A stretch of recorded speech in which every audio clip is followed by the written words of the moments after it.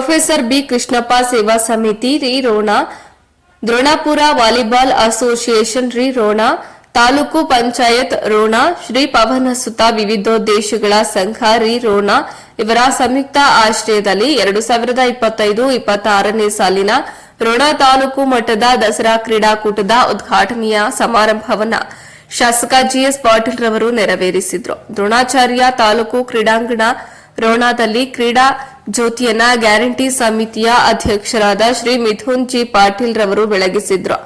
ಈ ಸಂದರ್ಭದಲ್ಲಿ ಶಾಸಕರಾದ ಜಿಎಸ್ ಪಾಟೀಲ್, ಮಿಥುನ್ ಜಿ ಪಾಟೀಲ್, ಶರಣು ಗೋಗೇರಿ, ತಾಲೂಕು ಪಂಚಾಯಿತಿ ಕಾರ್ಯನಿರ್ವಹಣಾ ಅಧಿಕಾರಿ ಚಂದ್ರಶೇಖರ್ ಕಂದುಕೂರ, ಅಕ್ಷರ ದಾಸೋಹದ ಅಧಿಕಾರಿಗಳಾದ ರಾಚೋಟಿ ನಾಯ್ಕರ್, ಸಿಪಿಐ ಎಸ್ಎಸ್ ಬೆಳಗಿ, ಗದಿಗೆಪ್ಪ ಕಿರೆಸೂರ, ಅವಿನಾಶ್ ಸಾಲಿಮನಿ, ಸಂಜಯ್ ರಡ್ಡೇರ, ಎಚ್ಚರಗೌಡ, ಗೋವಿಂದ ಗೌಡರ್, ಮಲ್ಲಯ್ಯ ಮಹಾಪುರುಷ ಮಠ, ಬಸವರಾಜ್ ಹೊಸಹಳ್ಳಿ, ಜಗದೀಶ್ ಅಳ್ಳೊಳ್ಳಿ ಹಾಗೂ ಮುದ್ದು ಮಕ್ಕಳು ಈ ಸಂದರ್ಭದಲ್ಲಿ ಹಾಜರಿದ್ದರು.